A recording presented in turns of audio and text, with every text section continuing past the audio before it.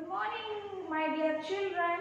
This is a continuation video of the cell lesson which we have discussed about what is cell, who discovered cell, what was the magnification of the microscopes and who discovered the types of microscopes, everything.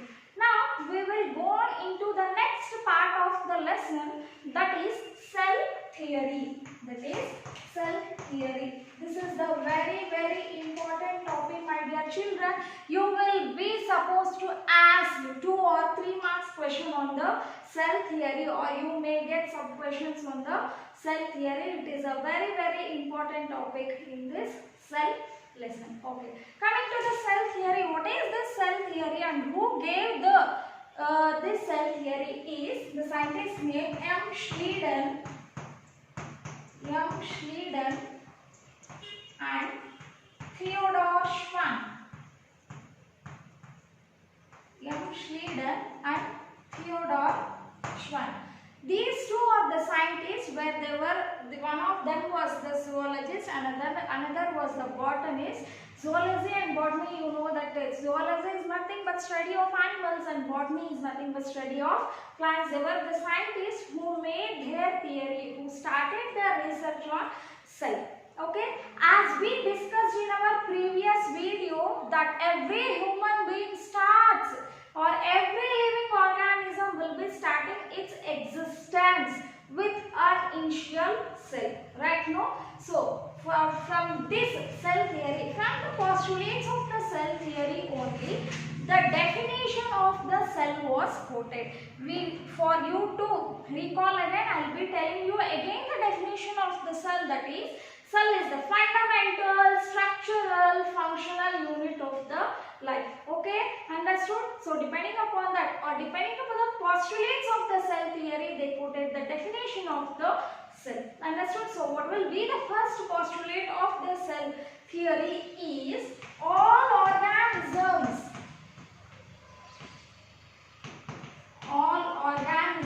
are made up of cells. All organisms are made up of cells. This is the first postulate of cell theory. I am telling you again and again, this is a very important question in your exam view. Okay, please concentrate on this question. Okay, the first postulate is all organisms are made up of cells. We know that all living organisms are made up of cells. If we take the non-living cells or non-living organisms also, it will also be made up of particles, atoms, everything, right? No, in the same way here living organisms will be made up of cells. So what is the second postulate of the cell theory is cell is the structural and functional unit of living organism or life. You can write whatever you feel like. Both are correct. Second postulate of the cell theory is cell is the structural and functional unit of life or living organism, as we discussed in our previous video. How it will be the structural thing, because it is giving the shape to the body, it is dividing and redividing all the organs of our body. Understood? And the shape of the cells will be according to the organs of the body, that we will be discussing in our further videos. Okay, now we will see coming here, cell is the structural and, as I said, functions. Cell is also performing each and every function in our body. If any cells get injected, or if any cells get injury in our body, that particular organ may not work for something. For example, if we have any cut or injury on our body parts, at that particular part, so the cells will be dead, right? At that particular time, what happens? The blood oozes out. So many the liquid part will be oozing out. It will be creating a dead tissue. The cells will be dead. Simultaneously, what happens? This will be going to study in your circulatory system lesson in your 10th standard. Okay. At that particular part, again the new cells should be produced, right? If the new cells are not like that only on that particular part. Okay, so cell is the functional unit of life. It is doing a major part in our body. Okay, these are the two postulates. Another third postulate of the cell theory, it was given by the scientist Rudolf Virchow. Rudolf Virchow. It is a very important postulate. Third postulate was given by Rudolf Virchow, where this postulate will state that all the cells are coming from the pre-existing cells. All the cells are made up of, all cells are coming or made up of pre-existing cells. Are made up of pre-existing cells. How can we tell that each cell is coming from the pre-existing cell? You know that each and every cell is getting divided and redivided, divided and redivided. For example, this is one cell. This cell will be divided into two. Again, this will be divided into two, like this. Okay, this is existing from this. This is existing from this. It is existing from a pre-existing cell. If, for example, as I said, how the human being is getting existed. When the fertilization takes place between the male and the female, the sperm cell of the male and the egg cell of the female will fuse together and form a zygote. They will fuse together and form a zygote. That zygote is a pre-existing cell for the another cells which are coming in our body. Like that, all cells are made up of the pre-existing cells. These are the three postulates of the cell theory. That is, M. Schleiden and Theodor Schwann are the scientists who postulated cell theory. These postulates are telling all organisms are made up of cells, and cell is the structural and functional unit of life. And also Rudolf Virchow, a scientist who said all the cells are made up of the pre-existing cells. Understood, children? So we'll go to the next topic of today's session, that is cell number. That is cell number.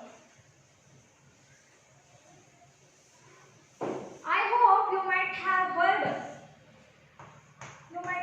about unicellular and multicellular organisms right from your 5th standard, 4th standard. Right? It may be in your environmental science. If we come to the 6th standard, you have the separate chapter called cell. There you have studied some details about the cell, organisms present in the cell. All those you have studied in the cell chapter. Then can you tell me what is unicellular? What are unicellular organism or what are multicellular organism? If we come to the unicellular organism, uni means one. Unicellular organisms, multicellular organisms. Uni means one, right? So that particular organism is made up of a single cell. Unicellular organisms can also be called as single-celled organisms. For example, for instance, we can tell bacteria, virus, fungi, yeast. We can't see those organisms through our naked eyes, right? So they all come under the group of unicellular organisms. They are made up of a single cell, right? They are made up of a single cell, and I hope in our previous video we studied about the microscope, where the instrument used to focus the organisms which can't be seen by our naked eyes. Understood? So next one comes is the multicellular organisms which are made up of more than 2 to 3 cells. A best example is the human being. All the things which you are seeing through your naked eyes comes under the multicellular organisms. Then if we go to the cell size, if we come to the cell size, as we have discussed here, unicellular is nothing but the organisms which are made up of single cell. We can't see that organisms through our naked eyes, right, children? So what may be the size of that particular organism is the smallest cell.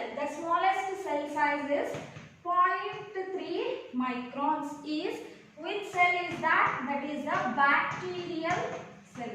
Smallest cell is the very small cell is the bacterial cell. It is having just 0.3 microns. What is the value of 1 micron? Is 10 to the power of -6 meters.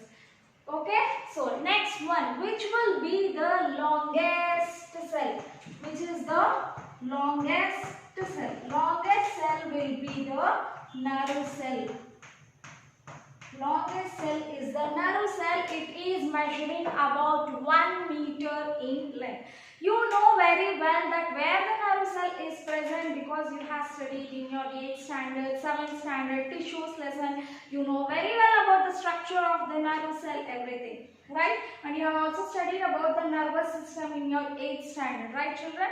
So nerve cells are the longest cell present in our body, measuring about 1 meter. Okay, understood? So next one is the largest cell. Next one is the largest cell. Here is the egg cell of the ostrich. Largest cell is the egg cell of the ostrich. Here, egg in the sense we are not measuring the outer white part of the egg. We are measuring inner, inner yolk part.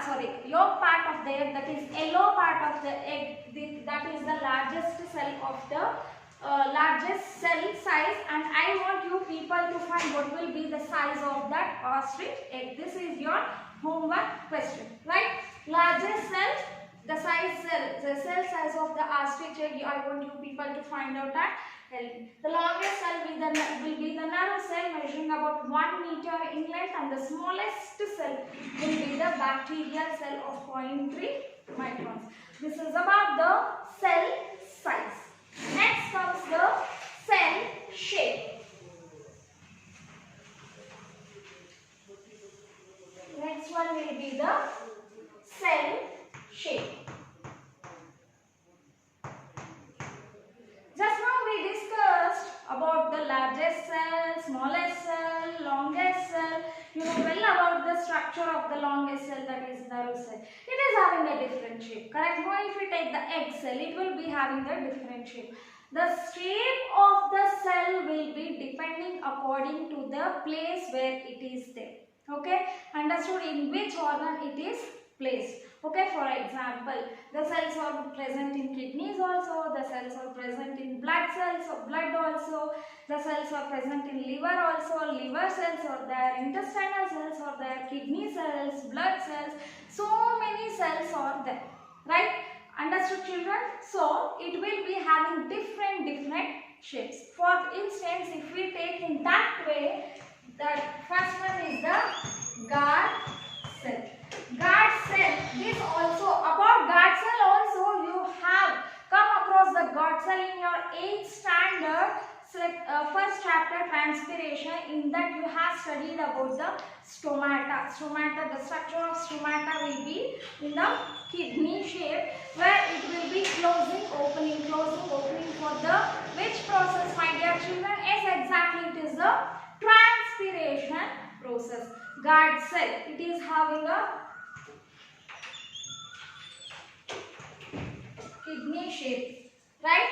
Understood? So next one is the muscle cell. Next one is the muscle cell. It is having an elongated spindle shaped. Muscle cell will be having elongated spindle shape. Next one is the RBC cell. These RBC cells are the smallest cells in the human beings. Okay, where there will be measuring of 7 microns, where it will be having a disc-shaped biconcave. It is disc-shaped biconcave cell. Outer surface it will be having disc shape, that is round, and inner it will be having like a hole for that, so that it will be increasing the surface area for the oxygen, because RBC will be collecting the oxygen from the blood. Okay, to ensure more oxygen from that RBC cells, it will be having more surface area. Okay, understood children? Okay, next one is the nerve cell. Nerve cell. Nerve cell also we have discussed about the nerve cell. Right now, right in the longest cell, that it is the longest cell, it will be having the projections like this, like dendrites, it will be having a long projection like this. That is called axon. In the center of the dendrites, exactly in the cycle part, it will be having a nucleus, right? Understood? It is having the longest cells. You know very well about the nerve cell structure, right children? This is about the cell shape. That is guard cell, muscle cell, RBC, nerve cell. We can also take different shape. Like for example, amoeba, it is a unicellular organism. Only single cell will be performing all the functions of the amoeba, but it is not having a particular shape. Its shape will be changing continuously. Or if you take euglena, it is a it will be having, it will be like this. Euglena will be like this, where it will be having flagellum for the locomotion. If you take Pseudomonas, it will be slipper shape. It will be having cilia like this for the locomotion. You will be having so many types, so many shapes in the cells. If we take just unicellular organisms only, you are having so many shapes in the cells. Understood children? So this was about the cell theory, cell number, cell shape, cell size, where very important thing in this video is about the cell theory, postulates of cell theory and who postulated which. Okay, understood? This will help you a lot in the view of exam. Please work on it and work out the shapes and be very particular with your spellings. If you are doing spelling mistake in the exam, you will be not getting the full marks what you are trying to fetch for the particular answer. Understood? Please concentrate on your spellings. Do well. Okay. Thank